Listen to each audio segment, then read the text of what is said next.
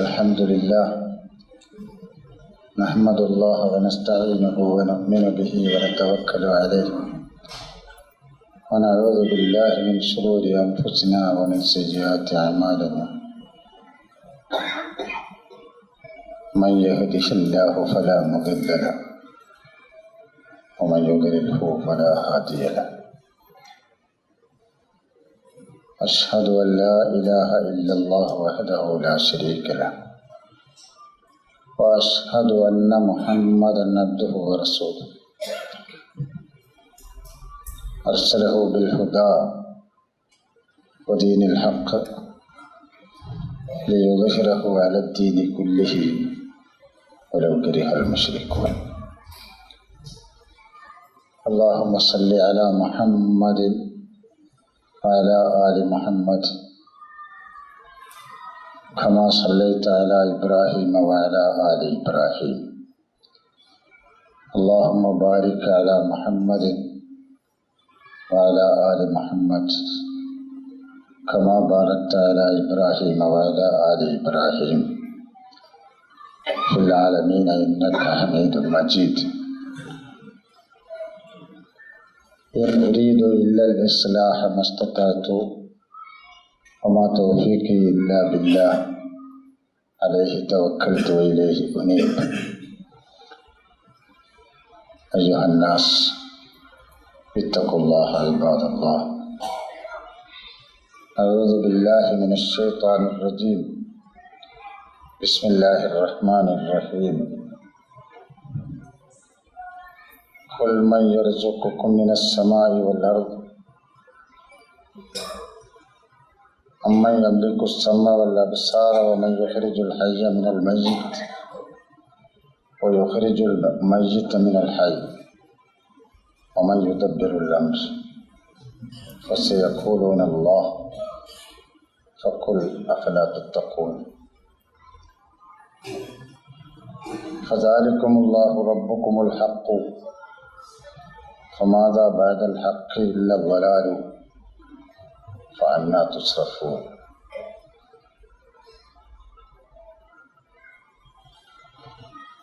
സഹോദര സഹോദരിമാരെ, അള്ളാഹുവിൻ്റെ കൽപ്പനകൾ അനുസരിച്ച് ജീവിതം നയിക്കണമെന്ന് ആദ്യമായി വസിയത്ത് ചെയ്യുകയാണ്.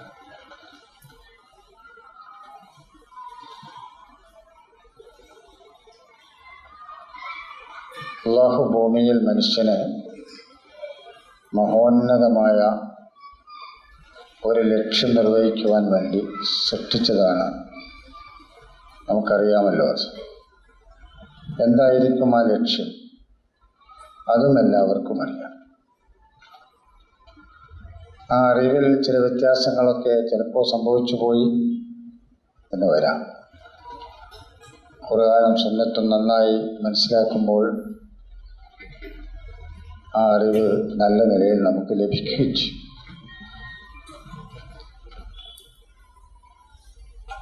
അള്ളാഹുവിൻ്റെ ദീനിനെ കുറിച്ച് നിലനിൽക്കുന്ന അപൂർണമായ അറിവുകൾ ആ ദീനിലെ പല കാര്യങ്ങളെക്കുറിച്ചും ഉള്ള അറിവുകളെ അപൂർണമാക്കും. മനസ്സിലായി കാണുമെന്ന് ഞാൻ കരുതുന്നു. ഇസ്ലാമിനെ കുറിച്ച് നല്ല നിലയിലാണ് മനസ്സിലാക്കിയതെങ്കിൽ ഇസ്ലാമിലെ കാര്യങ്ങളും കർമ്മങ്ങളും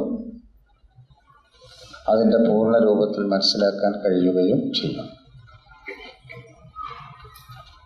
അള്ളാഹുവിൻ്റെ ദീന്, അതാണ് ഇസ്ലാം. പല ഖുതുബകളിലും ഞാൻ കേൾപ്പിച്ചിട്ടുണ്ട്, ആ ദീൻ എന്ന പദത്തിന് മതം എന്ന അർത്ഥം പറയരുത്. അള്ളാഹുവിൻ്റെ ദീൻ അത് മതമല്ല. അതിനെ മതമാക്കി മാറ്റുകയാണ് ചെയ്തത്. മുഹമ്മദ് നബി അലൈഹിസ്സലാത്തു വസ്സലാം ഈ ലോകത്ത് അള്ളാഹുവിൻ്റെ ദീനിൻ്റെ പൂർത്തീകരണം നിർവഹിച്ച പ്രവാചകനാണല്ലോ. മുൻകഴിഞ്ഞ പ്രവാചകന്മാരൊക്കെ ഈ ദീനിൻ്റെ സന്ദേശവാഹകരായിരുന്നു. ആ ദീനിൻ്റെ സന്ദേശവാഹകരായ ആ പ്രവാചകന്മാരുടെയും ദൂതന്മാരുടെയും ദീനിനെ അവരുടെ അനുയായികൾ പിഴച്ചുപോയ സമയത്ത് മതങ്ങളാക്കി മാറ്റി. അതുകൊണ്ട് ലോകത്ത് നമ്മൾ ഇപ്പോൾ അറിയുന്ന മതങ്ങളുണ്ടല്ലോ, വേദഗ്രന്ഥങ്ങളുടെ അനുയായികൾ എന്ന് അവകാശപ്പെടുന്ന ആളുകൾ ഓരോ മതത്തിൻ്റെ ആൾക്കാരാണെന്ന് പറയാറുണ്ട്. യഥാർത്ഥത്തിൽ അത് മതമല്ല, അതവരാക്കിയത്. അള്ളാഹുവിൻ്റെ അംബിയാ മുർസലുകളുടെ കാലം കഴിഞ്ഞപ്പോൾ താല്പര്യക്കാരാണ് പിന്നീട് കൈകാര്യം ചെയ്തു പോകുന്നത്. ഈസാ നബി അലൈഹി ഇസ്ലാമിൻ്റെ യഥാർത്ഥ ശിഷ്യന്മാരെ മറികടന്നുകൊണ്ട് ഈസാ നബി അലൈഹി ഇസ്ലാമിൻ്റെ സന്ദേശം അടിമുടി മാറ്റിമറിച്ചത് അന്ന് നിലവിലുണ്ടായിരുന്ന റോമയിലെ ഭരണാധികാരിയുടെ പിന്തുണയോടുകൂടി ഒരു പുരോഹിതനായിരുന്നുവെന്ന് നമുക്കറിയാമല്ലോ. അതേപോലെ മുൻ കഴിഞ്ഞു പോയ എല്ലാ അംബിയാ മുർസലുകളുടെയും ദീനിയായ സന്ദേശം താല്പര്യക്കാർ അത് കൈകാര്യം ചെയ്യാൻ തുടങ്ങിയപ്പോൾ ആ സന്ദേശത്തെ അവർ അവരുടെ താല്പര്യത്തിനൊത്ത് വ്യാഖ്യാനിക്കാൻ തുടങ്ങി. ആദം നബി അലൈഹി ഇസ്ലാം മുതൽ നോഹ് നബി അലൈഹി ഇസ്ലാമിലൂടെ കടന്നു പോകുന്ന മനുഷ്യ ജീവിതത്തിൻ്റെ സുപ്രധാനമായ മേഖലകളിലൊക്കെ മാർഗദർശനം നൽകി പോന്ന അള്ളാഹുവിൻ്റെ അംബിയാ മുർസലുകൾ, ആ അംബിയാ മുർസലുകളുടെ കാലം കഴിയുമ്പോൾ താല്പര്യക്കാർ കടന്നുകൂടുകയും അവരുടെ താല്പര്യത്തിന് വിരുദ്ധമായത് എന്ത് സംഭവിച്ചാലും ആരിൽ നിന്നാണോ അത് സംഭവിക്കുന്നത് അവരെ കൈകാര്യം ചെയ്യുകയും ചെയ്തിരുന്നു. കൈകാര്യം ചെയ്യുക എന്ന് പറഞ്ഞാൽ വേഗം മനസ്സിലാവുകയും ഒന്നുകിൽ അവരെ തിരോധാനം അവരുടെ നാട് ഇല്ലാതാക്കും, അതല്ലെങ്കിൽ അവരെ ഒന്നുമല്ലാത്ത വിധത്തിൽ അവരെ തേജോവധം ചെയ്യും. പലരെയും അവർ കൊന്നു, പലരെയും അവർ കളവാക്കി. അഫകുല്ലമാ ജാഅക്കും റസൂലൻ മിൻ അൻഫുസിക്കും റസൂലൻ ബിമാ ലാ തഹ്വാ അൻഫുസുക്കും അഫകുല്ലമാ ജാഅക്കും റസൂലൻ ബിമാ ലാ തഹ്വാ അൻഫുസുക്കും. നിങ്ങൾ ആഗ്രഹിച്ച കാര്യങ്ങളല്ലാത്ത നിയമങ്ങളുമായി ദൂതന്മാർ വന്നപ്പോഴൊക്കെ ഫരീഖൻ കദ്ദബത്തും, ഒരു വിഭാഗത്തെ നിങ്ങൾ കളവാക്കി, ഫരീഖൻ തഖ്തുലൂൻ, വേറൊരു വിഭാഗത്തെ നിങ്ങൾ കൊന്നു. അവർ ചെയ്തു എന്നും നിങ്ങൾ ചെയ്തു എന്നും ഖുർആൻ കൈകാര്യം ചെയ്തു. നമുക്കറിയാമല്ലോ, സക്കരിയ നബി അലൈഹി ഇസ്ലാമിനെ കൊല്ലേണ്ട വല്ല കാരണവും ഉണ്ടായിട്ടുണ്ടാവും. പക്ഷെ അവർ കൊല്ലുകയാണല്ലോ ചെയ്തത്. യഹ്യാ നബി അലൈഹി ഇസ്ലാമിനെ കൊല്ലാനുള്ള കാരണം അദ്ദേഹത്തിൽ നിന്നുണ്ടായിട്ടുണ്ടാവുകയില്ലല്ലോ. അതായത് ഒരു മനുഷ്യനെ കൊല്ലണമെങ്കിൽ നമുക്ക് എല്ലാവർക്കും അറിയാവുന്ന ചില കാരണങ്ങളുണ്ട്.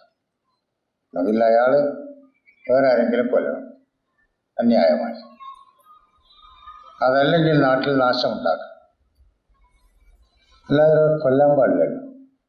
പക്ഷെ ഇത് രണ്ടും യഹ്യാ നബിയോ സക്കരിയ നബിയോ ചെയ്തിട്ടുണ്ടാവില്ല. വായിച്ചു കാണും നിങ്ങൾ ഒരുപക്ഷെ ചരിത്രം. യഹ്യാ നബി അലൈഹി ഇസ്ലാമിനെ കൊല്ലാൻ ആളുകൾ പിന്നാലെ വന്നപ്പോൾ അദ്ദേഹം അത്ഭുതകരമായി ഒരു മരത്തോട് ഇങ്ങനെ പിളരാൻ പറഞ്ഞു. ആ മരം രണ്ടായി പിളർന്നു. ആ മരത്തിൻ്റെ ഉള്ളിലേക്ക് അദ്ദേഹം കടന്നു. മരം കൂടുകയും ചെയ്തു. ഇതിനകത്തുണ്ട് അവൻ എന്ന് പറഞ്ഞുകൊണ്ട് വാൾ കൊണ്ടുവന്ന് ആ മരം രണ്ടായി മുറിച്ചുകൊണ്ടാണ് സക്കരിയ നബിയെ കൊന്നത് എന്ന് കഥയിലുണ്ട്. കഥയിലെന്ന് ഞാൻ പറഞ്ഞത് നാളെ എന്നോട് ചോദിക്കാതിരിക്കാൻ. കഥയിൽ ചോദ്യമില്ല എന്ന് നിങ്ങൾക്കറിയാം. യഹ്യാ നബി അലൈഹി ഇസ്ലാമിനെ കൊന്നത് അന്നത്തെ റോം ഭരണാധികാരിയുടെ താല്പര്യം, അയാളുടെ അല്ല, അയാളുടെ ഭാര്യയുടെ താല്പര്യം പൂർത്തീകരിക്കുവാൻ യഹ്യാ നബി അലൈഹി ഇസ്ലാമിനെ കൊന്നിട്ട് തല ഒരു തളികയിൽ വെച്ച് അവരുടെ മുമ്പിൽ സമർപ്പിക്കുകയാണ് ചെയ്തത്. മഹാറാണിയുടെ മുമ്പിൽ. അതും കഥയിലാണ്. കൊന്നല്ലോ അവർ. ഞാൻ പറഞ്ഞത്, എന്തിനാണ് അവരെ കൊന്നത്? വിശദീകരിക്കാൻ കഴിയുമോ? വളരെ വേഗം അതിനൊരു മറുപടി ഉണ്ട്. ഈ ദീനിനെ താല്പര്യത്തിനൊത്ത് മതമാക്കിയപ്പോൾ ആ മതങ്ങളാക്കുന്നതിന് മുമ്പിൽ തടസ്സമായിരുന്നു അവർ. നിങ്ങളുടെ അഭിപ്രായം എന്നല്ലേ മതം എന്ന് പറഞ്ഞാൽ അതിൻ്റെ അർത്ഥം? രാജാവിൻ്റെ അഭിപ്രായം എന്നല്ലേ? അല്ല, അത് നിങ്ങളെപ്പോലെ പുസ്തകങ്ങൾ എഴുതിയ ആൾക്കാരുടെ അഭിപ്രായം എന്നല്ലേ? ആരതാണ് ഈ ബൈബിൾ? അത് ബുത്രോസിൻ്റെതാണ്, പത്രോസിൻ്റെതാണ്, മത്തായിയുടേതാണ്. അള്ളാഹുവിൻ്റെ ഇഞ്ചീല് വേറൊരു മത്തായിയുടെയോ പത്രോസിൻ്റെതോ ആകാൻ പാടില്ലല്ലോ. ഒരുപാട് ആൾക്കാരത് എഴുതിണ്ടാക്കി. എന്നിട്ട് അവരുടേതായി ബൈബിൾ. എന്നിട്ട് അത് ദിവ്യ പുസ്തകമാണെന്ന്. അതിലവർക്ക് ആവശ്യമുള്ളത് അവർ കൂട്ടിച്ചേർത്തു. അവരുടെ താല്പര്യങ്ങൾക്ക് വിരുദ്ധമായത് അവർ മാറ്റിവെച്ചു. അതിനെതിരിൽ ഇവർ തടസ്സങ്ങൾ. ആ തടസ്സമായി നിന്നവരെ കൊന്നു. ഇതാണ് സംഭവിച്ചത്. അപ്പൊ ദീനിനെ അതിൻ്റെ തനതായ അർത്ഥത്തിൽ നിന്ന് വ്യതിചലിപ്പിക്കുവാൻ, തെറ്റിക്കുവാൻ താല്പര്യക്കാർ ശ്രമിച്ചപ്പോഴൊക്കെ അതിനെതിരിൽ ശക്തമായ പ്രതിരോധ മനസ്സുമായി നിലനിന്നവരെയാണ് അവർ കൊന്നതും കൊല്ലാൻ ശ്രമിച്ചതും. കൊന്നു തീർക്കാൻ കഴിയാതെ വരുമ്പോൾ അഖിലലോകാടിസ്ഥാനത്തിൽ തന്നെ അവർക്കെതിരിൽ വളരെ മോശപ്പെട്ട പ്രചരണങ്ങൾ നടത്തും. ആ പ്രചരണങ്ങൾ നടത്തുമ്പോൾ ഒരു സാധാരണക്കാരനായ ആൾക്ക് തോന്നും, എന്തിനാ നമ്മൾ ഈ തലവേദനക്ക് പോകണേ, നമ്മളത് മിണ്ടാൻ പോണ്ട, അങ്ങനെയായിക്കോട്ടെ. അവിടെയാണ് ഇർഹാബ്, ടെററിസം, ഭീകരവാദം അതൊക്കെ ഉണ്ടായിപ്പോകും. ഇസ്ലാമിക ഉമ്മത്ത് മുസ്ലിമയെ, യഥാർത്ഥ ഉമ്മത്ത് മുസ്ലിമയെ ഈ ലോകത്തുനിന്ന് നിർമ്മാർജ്ജനം ചെയ്യുവാൻ വേണ്ടി ആ ഉമ്മത്ത് മുസ്ലിമയുടെ യഥാർത്ഥ ശത്രുക്കൾ സൃഷ്ടിച്ചു വിടുന്നതാണ് ഇർഹാബ് എന്ന് ലിബിയയിലെ ഭരണാധികാരി കേണൽ ഖദ്ദാഫി ആവർത്തിച്ച് പറയാറുണ്ട്. ഇപ്പോൾ കഴിഞ്ഞ 2 ആഴ്ച മുമ്പുള്ള അദ്ദേഹത്തിൻ്റെ പ്രസംഗത്തിലും അത് അദ്ദേഹം പറയും. ഇസ്ലാമിനെ നശിപ്പിക്കാനല്ല, മുസ്ലിം ഉമ്മത്തിനെ ഇസ്ലാമിൻ്റെ വഴിയിലൂടെ മുമ്പോട്ട് പോകുന്നതിന് തടസ്സമുണ്ടാക്കുവാൻ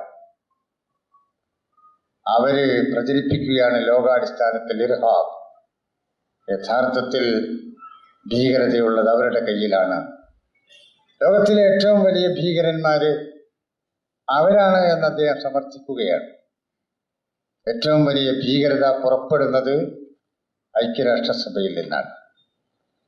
ഏറ്റവും വലിയ ഭീകരത ഐക്യരാഷ്ട്രസഭയുടെ ഉള്ളിൽ സെക്യൂരിറ്റി കൗൺസിൽ എന്നോ എന്തോ പറഞ്ഞിട്ട് രക്ഷാസമിതി എന്ന പേരിൽ ഒരു സാധനമുണ്ട്. അതാണ് ലോകത്തിലെ ഏറ്റവും വലിയ ഭീകര സമൂഹം. ഏതോ 5-6 രാഷ്ട്രങ്ങളാണ് അതിലുള്ളത്. എന്താണ് അവരുടെ അധികാരം എന്ന് ചോദിച്ചാൽ, മൂക്ക് കീഴ്പ്പെട്ടായ ഓരോ മനുഷ്യനും അറിയാം അവര് ലോകത്തുള്ള മനുഷ്യരെ രക്ഷിക്കുന്ന സമിതിയാണെന്ന് പറയുന്നു. അല്ല, നിങ്ങൾ രക്ഷിക്കുന്നവരല്ല, നിങ്ങൾ ശിക്ഷിക്കുന്നവരാണ് എന്ന ഐക്യരാഷ്ട്രസഭയിൽ കഴിഞ്ഞ പ്രസംഗത്തിൽ ശക്തമായി പറഞ്ഞ ഒരു മനുഷ്യനാണ് ഖദ്ദാഫി. പക്ഷെ നമുക്ക് ഖദ്ദാഫിനെ ഇഷ്ടമല്ലല്ലോ. നമുക്ക് ഇഷ്ടപ്പെടുന്ന ചില ആൾക്കാരുണ്ട്. നമ്മൾ പത്രങ്ങൾ നന്നാക്കി എഴുതുമ്പോഴല്ലേ നമുക്കിഷ്ടപ്പെടുള്ളൂ. ഐക്യരാഷ്ട്രസഭയിൽ അദ്ദേഹം ചെയ്ത സുദീർഘമായ പ്രസംഗത്തിൽ അദ്ദേഹം ചോദിക്കുന്നു, നിങ്ങൾക്കാരാണ് ഈ അധികാരം തന്നത്? നിങ്ങൾക്കാരാണ് വീറ്റോ അധികാരം തന്നത്? ആരാണ് നിങ്ങൾക്ക് സ്ഥിരാംഗത്വം തന്നത്? സ്ഥിരാംഗത്വവും വീറ്റോ അധികാരവും നിങ്ങൾക്ക് ആര് നൽകി? ജനാധിപത്യത്തിൻ്റെ അപ്പോസ്തലന്മാരെ ആരാ നിങ്ങൾക്ക് നൽകിയത്? എല്ലാവരും ഉണ്ടാവിടെ. എല്ലാ രാഷ്ട്രങ്ങളുടെയും പ്രതിനിധികളൊക്കെ ഉണ്ട്. ഒരക്ഷരം ആരും മറുപടി പറഞ്ഞില്ല. ആര് തന്നു നിങ്ങൾക്ക്? അങ്ങനെ ചോദിക്കാനൊരു മനുഷ്യനെങ്കിലും വേണ്ട. ചോദിച്ചിട്ട് കാര്യമൊന്നുമില്ല. കാരണം കയ്യിൽ ബോംബും പിടിച്ചുകൊണ്ട് ആണല്ലോ ഈ പറയുന്നതൊക്കെ. അടിച്ചമർത്തുക. അപ്പോ അദ്ദേഹം പറഞ്ഞു, അതാണ് ഏറ്റവും വലിയ ഭീകരത. അപ്പൊ നമ്മളറിയുമല്ലോ, തിന്നാനും കുടിക്കാനും ഇല്ലാത്ത ഒരു മേഖലയിലേക്ക്, അത് പ്രതിരോധിക്കപ്പെട്ട മേഖലയിലേക്ക്, ഗസ എന്ന് പറയുന്ന ഒരു പ്രദേശം, ഗസ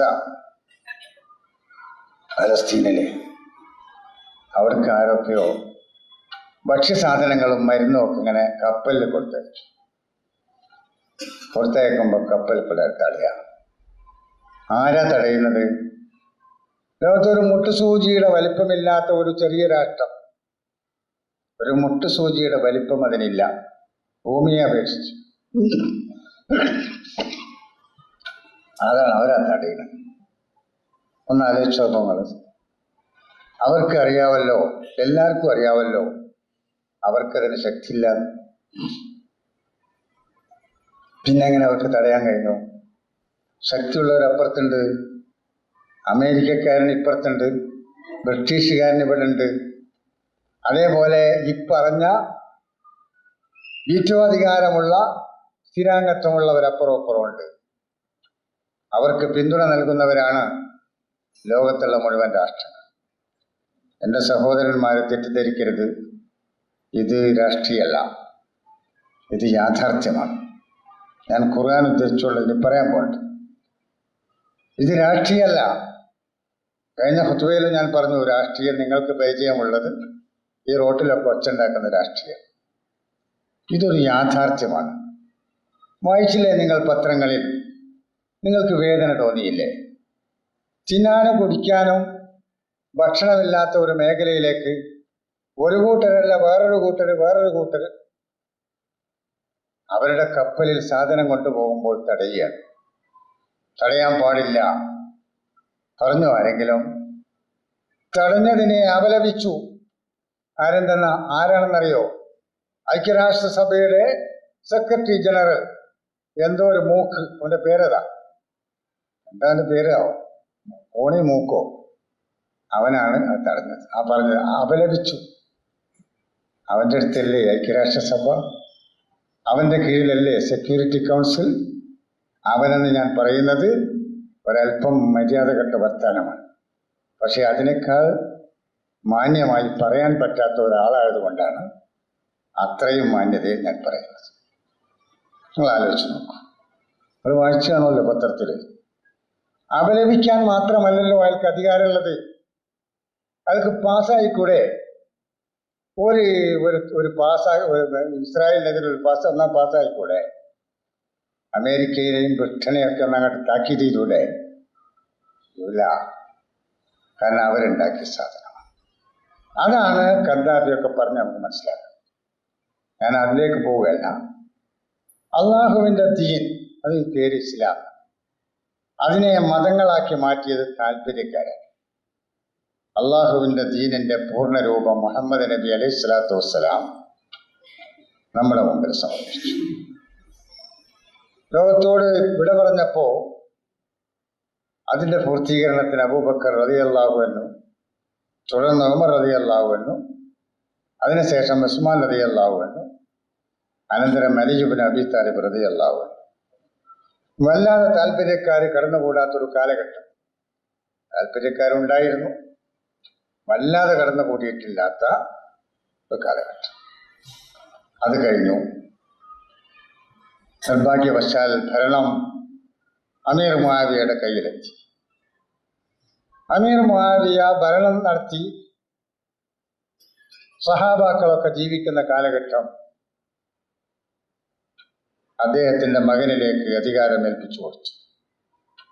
അതാണ് രാജാധിപത്യം എന്ന് പറയുന്നത്.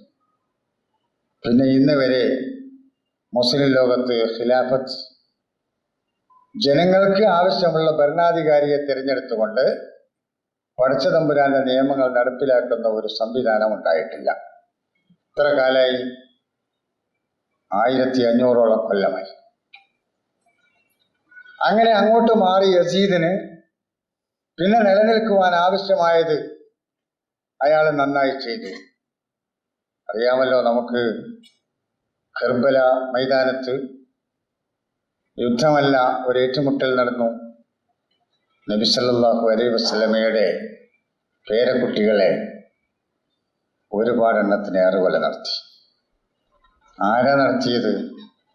നമുക്കറിയാമല്ലോ.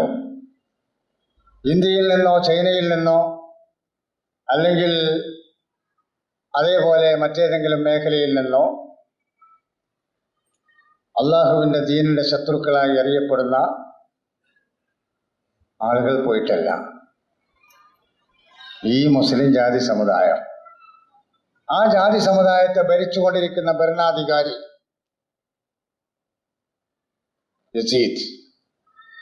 യസീദിന്റെ സർവ്വസൈന്യാധിപൻ ഇബ്നു സിയാദ്.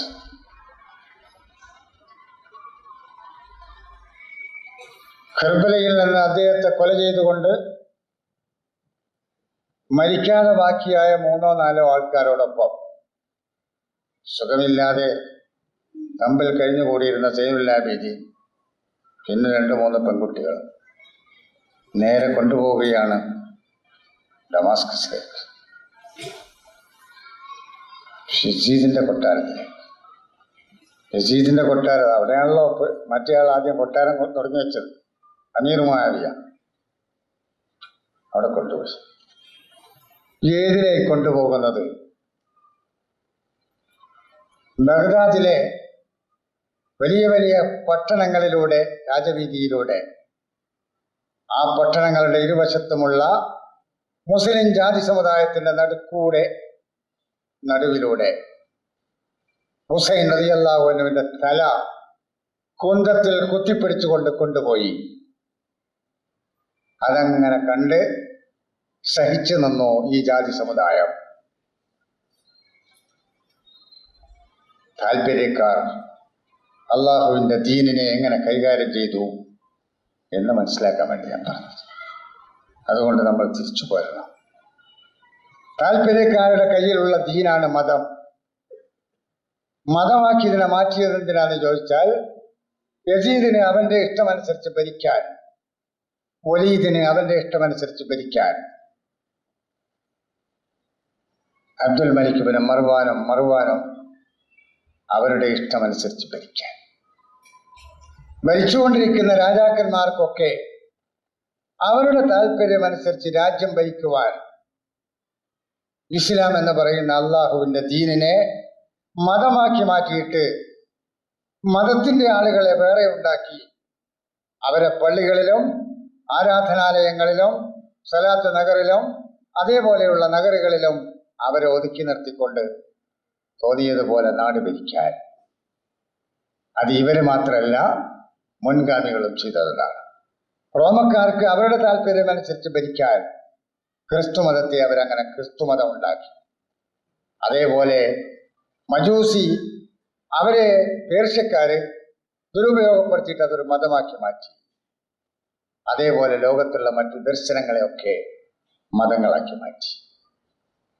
ഇസ്ലാമിനെയും അതുപോലെ മതം, മുസ്ലിം മുഹമ്മദ് നബിന്റെ അനുയായികളെ മതത്തിന്റെ ആൾക്കാരാക്കി മാറ്റി. അതല്ല അള്ളാഹു നമ്മളോട് പറയുന്നത്.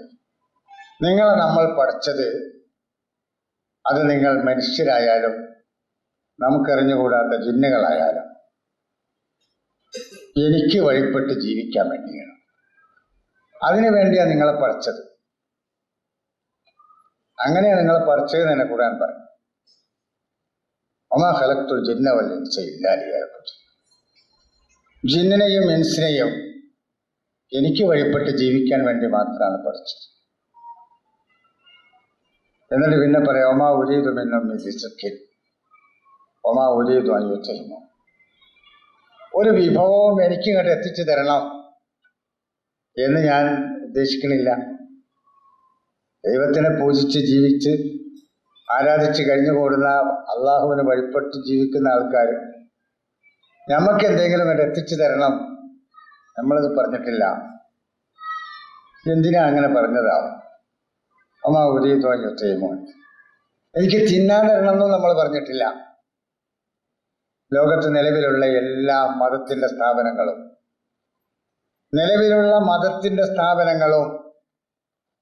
ആ സ്ഥാപനങ്ങളിലേക്ക് നമ്മൾ കൊണ്ടുപോകുന്നത് എന്താണ്? അവിടെ തിന്നാനും കുടിക്കാനും അതുപോലെ വിഭവങ്ങളും, ആ വിഭവങ്ങൾ ഭക്ഷണപദാർത്ഥങ്ങൾ മാത്രമല്ല, വിലപ്പെട്ട വിഭവങ്ങൾ ഉൾപ്പെടെ അതൊക്കെ നമ്മൾ ആരാധനാലയങ്ങളിൽ അർപ്പിക്കുകയാണ്. എന്തിനാന്ന് ചോദിച്ചാൽ നമുക്ക് ഈ മതത്തിലൊരു സംതൃപ്തി ഇല്ലാണ്ട്. ഞാനിപ്പോൾ ഇന്നലെ 4 കോടി ഉറുപ്പ്യ വേറൊരുത്തൻ്റേത് തട്ടിപ്പറിച്ചിരിക്കുന്നു നിയമവിരുദ്ധമായി. വല്ലാത്ത പ്രയാസം എനിക്ക്. അപ്പം ഞാൻ അതിൽ നിന്ന് ഒരു 50 ലക്ഷം ഏതോ ഒരു മതത്തിൻ്റെ സ്ഥാപനത്തിൽ കൊണ്ടുപോയി കൊടുത്തു, സമാധാനത്തിന് വേണ്ടി. ഇതിൽ നിന്ന് മുക്തമായി ലോകത്ത് നിലനിൽക്കുന്ന ഏതെങ്കിലും ഒരു മതക്കാരുണ്ടോ? ഏതെങ്കിലും? കള്ളത്തരവും ചെയ്യാൻ പാടില്ലാത്തതും ഒക്കെ ചെയ്തിട്ട് അതിൽ നിന്ന് ഉണ്ടാകാൻ സാധ്യതയുള്ള മനസാക്ഷിക്കുത്തിൽ നിന്ന് മോചനം നേടാൻ വേണ്ടി അവരവർ വിശ്വസിക്കുന്ന ദൈവങ്ങളുടെ അല്ലെങ്കിൽ ദൈവങ്ങളുടെ സ്ഥാപനങ്ങളുടെ മുമ്പിൽ കൊണ്ടുപോയി അവർ കൊടുക്കില്ലേ? എന്തിനാ? വേണ്ടാത്തത് ചെയ്യാൻ, ചെയ്യാൻ പാടില്ലാത്തത് ചെയ്യാൻ. അതാണ് ഉമ്മാ ഉരീദു മിൻകും വമാ ഉരീദു മിൻകും മിൻ റിസ്ഖിൻ. ഒരു വിഭവം നമ്മളെ വരുന്ന ഉദ്ദേശിക്കുക നമുക്ക് വേണ്ട. നിങ്ങൾ എനിക്ക് വഴിപ്പെട്ട് ജീവിക്കുന്നത് കൊണ്ട് നിങ്ങളിൽ നിന്ന് എനിക്കൊന്നും കിട്ടേണ്ടതില്ല, എനിക്കൊന്നും നിങ്ങളുടേത് ആവശ്യവുമില്ല. എന്നെ പൂജിക്കുവാനും എന്നെ ആരാധിക്കുവാനും മഹോന്നതമായ രമ്യാർമ്യങ്ങൾ നിങ്ങൾ ഉണ്ടാക്കിക്കൊള്ളണമെന്നില്ല. അള്ളാന്റെ റസൂൽ ഇവിടുന്ന് പിരിഞ്ഞു പോയില്ലേ? മദീനയിൽ ഒരു പള്ളി ഉണ്ടായിരുന്നല്ലോ. ഒരു പള്ളി എങ്ങനെയായിരുന്നു അത്? മസ്ജിദുൻ നബവി എന്ന് പറയുന്ന, ആളുകൾ ധാരാളമായി കൂടി, സമ്പത്ത് ഒരുപാട് കൂടിയപ്പോൾ അതിൻ്റെ സൗകര്യവും ഒക്കെ നമ്മൾ വർദ്ധിപ്പിക്കേണ്ടതുണ്ട്. അതൊക്കെ നല്ലതാണ്.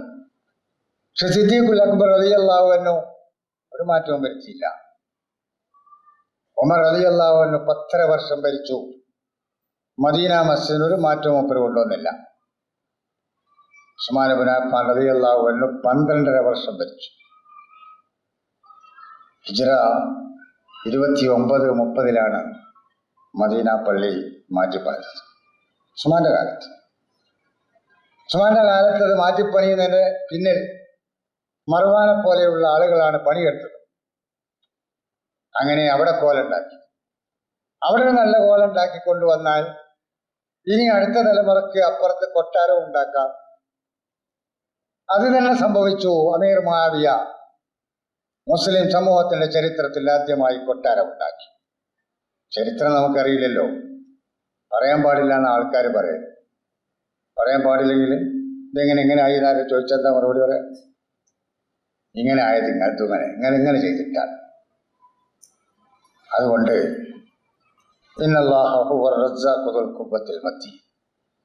അള്ളാഹു ആരാണെന്നറിയോ? അള്ളാഹു എല്ലാവർക്കും വിഭവങ്ങൾ നൽകുന്നവനാണ്. ജീവജാലങ്ങൾക്കും സൃഷ്ടിജാലങ്ങൾക്കും ആവശ്യമായ വിഭവങ്ങൾ വിതരണം ചെയ്യുന്നവനാണ് അള്ളാഹു. അവൻ ശക്തനാണ്, അതിശക്തനാണ്. അവൻ ശക്തനാണ്, അതിശക്തനാണ്. നിങ്ങളിൽ നിന്നൊന്നും ആവശ്യമില്ലാത്തവനാണ്. അങ്ങനെയുള്ള ഒരു അള്ളാഹുവിൻ്റെ കൽപ്പനകൾ അനുസരിച്ച് ജീവിക്കണം. നിങ്ങൾ വഴിപ്പെട്ടുകൊണ്ട് ജീവിക്കണം. അതിനാണ് നിങ്ങളെ പഠിച്ചത്. അവന് വഴിപ്പെട്ട് ജീവിക്കുന്ന നിങ്ങൾ അവന് കൊണ്ടുപോയി ഒന്നും കൊടുക്കേണ്ടതില്ല. പള്ളിയിൽ എന്തെങ്കിലും പണിയുണ്ടെങ്കിൽ ആരും സംഭാവന കൊടുക്കേണ്ടതില്ല എന്ന് കേട്ടി പറഞ്ഞു വന്നിട്ട് തെറ്റിദ്ധരിക്കരുത്. അയാൾക്ക് വേണമെങ്കിൽ കൊടുത്തോളി, കൊടുക്കാതിരുന്നെങ്കിൽ കൊടുക്കണ്ട. അതല്ല ഈ പറയും. എന്തിനാണ് ഈ സ്ഥാപനം എന്ന് ചോദിച്ചാൽ, ആ സ്ഥാപനം കൊണ്ട് ഉണ്ടാകുന്നില്ലെങ്കിൽ, നേടാൻ കഴിയുന്നില്ലെങ്കിൽ, കിട്ടുന്നില്ലെങ്കിൽ പിന്നെ എന്തിനാണിത്? പിന്നെ എന്തിന് ഹബീബുമാരെ ഇതിന്റെ പിന്നാലെ നിങ്ങൾ നിൽക്കുന്നു? നിങ്ങൾക്കതുകൊണ്ട് ലോകത്ത് എന്തുണ്ടാക്കാൻ കഴിയും? മറ്റെല്ലാവരും ഉണ്ടാക്കുന്ന നിലവിലുള്ള ഒരു സംസ്കാരം അത് അതേ കോലത്തിൽ തന്നെ നിങ്ങൾക്ക് ഉണ്ടാക്കാൻ കഴിഞ്ഞിട്ടുണ്ടാവും. എല്ലാവരും ചെയ്യുന്ന പൂജാ വഴിപാടുകളുടെ മറ്റൊരു രീതി നിങ്ങൾക്കും ചെയ്യാൻ കഴിഞ്ഞിട്ടുണ്ടാവും. അതല്ലല്ലോ അള്ളാഹുവിനെ വഴിപ്പെട്ട് ജീവിക്കുക. എനിക്ക് വഴിപ്പെട്ട് ജീവിക്കുക എന്നതാണ് നിങ്ങളെ പഠിച്ചതിന്റെ ലക്ഷ്യം. നമ്മൾ അള്ളാഹുവിന് വഴിപ്പെട്ടാണോ ജീവിക്കുന്നത്? എല്ലാം നമ്മൾ അംഗീകരിക്കും. ചിന്താന്നത് അള്ളയാണ്, കുടിക്കാൻ തന്നത് അള്ളാഹുവാണ്. അതേപോലെ തന്നെ കാണുന്ന എല്ലാം അള്ളാൻ്റെതാണ്. ആകാശങ്ങളുടെയും ഭൂമിയുടെയും സൃഷ്ടാവ് അവനാണ്. എന്നിട്ടോ ഇതൊക്കെ അംഗീകരിക്കുന്ന നിങ്ങൾ പിന്നെ എന്താ അവന്റെ കൽപ്പന അനുസരിച്ച് ജീവിക്കാത്തത്? ആ ചോദ്യത്തിന്റെ മുമ്പിൽ നമുക്ക് മറുപടി ഫഖുൽ അഫലാ തത്തഖൂൻ. പിന്നെ നിങ്ങൾക്ക് എന്തുകൊണ്ട് തഖ്വ ഉണ്ടാകുന്നില്ല? തഖ്വ എന്ന് പറഞ്ഞാൽ നമ്മൾ മനസ്സിലാക്കിയൊരു തഖ്വ എന്ന് പറഞ്ഞാൽ പ്രത്യേക വേഷം, ആ കോലം, എന്നിട്ടിങ്ങനെ ഭക്തനായി ജീവിക്കുക, ആരോടും മിണ്ടാതെ. അതാണല്ലോ നമ്മളെ തഖ്വ. തഖ്വ എന്ന് പറഞ്ഞാൽ ഇംതിസാലു അവ്വാമിരില്ലാഹി വജ്തിനാബു നവാഹി. അള്ളാഹുവിന്റെ കൽപ്പനകൾ ജീവിതത്തിൽ നടപ്പാക്കുക, അള്ളാഹു നിരോധിച്ച കാര്യങ്ങൾ ജീവിതത്തിൽ ഒഴിവാക്കുക. അതാണ് തഖ്വ. ഇതൊക്കെ നിങ്ങൾ അംഗീകരിക്കുന്നുവെങ്കിൽ നിങ്ങൾ എന്തേ അവന്റെ കൽപ്പന നിങ്ങളുടെ ജീവിതത്തിൽ നടപ്പാക്കാത്തത്? ഇതാണ് അള്ളാഹു ചോദിക്കുന്നത്. അവിടെ നമ്മൾക്ക് മറുപടി ഇല്ല, മറുപടി പറയേണ്ടതുമില്ല. കാരണം നമ്മൾ ഒരു മതമാക്കി ഇതിനെ മാറ്റിയിട്ട് പൂജാ വഴിപാടുകളിൽ പഠിച്ചവനെ എല്ലാവരെക്കാളും കൂടുതൽ ശ്രദ്ധയോടുകൂടി നമ്മൾ പ്രതിഷ്ഠിച്ചിട്ടുണ്ട്. നമ്മുടെ മുമ്പിൽ ബിംബങ്ങളില്ലെങ്കിലും നമ്മുടെ മനസ്സുകളിൽ ഒരുപാട് മതങ്ങളുടെ പേരിലുള്ള ബിംബങ്ങളുണ്ട്. അതങ്ങോട്ട് മാറ്റിയെടുക്കുക. അള്ളാഹുവിന് നിങ്ങളിൽ നിന്നൊന്നും ആവശ്യമില്ല. അള്ളാഹുവിനോട് നിങ്ങൾക്കാണ് ആവശ്യമുള്ളത്. അതുകൊണ്ട് ആ മനസ്സോടുകൂടി പടച്ച തമ്പുരാന് വഴിപ്പെട്ട് ജീവിക്കുക. അള്ളാഹു നമ്മെ അനുഗ്രഹിക്കുക.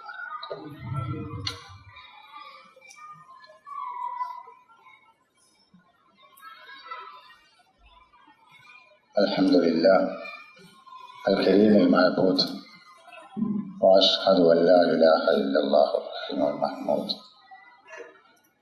وأشهد أن محمدا عبده ورسوله وأشرف المولود صلى الله على محمد وعلى آله وصحبه وسلم يا أيها الذين آمنوا اتقوا الله حق تقاته ولا تموتن إلا وأنتم مسلمون اللهم ارض عن الخلفاء الراشدين المهديين وبقية الصحابة والصحابيات رسول الله صلى الله عليه وسلم رضوان الله تعالى عنهم أجمعين.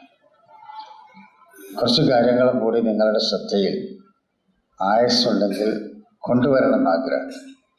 ആരോഗ്യം ഇങ്ങനെ ഇല്ലാതായിക്കൊണ്ടിരിക്കുകയാണ്. ബദൽ സംവിധാനം മുമ്പിലില്ലതാണ്.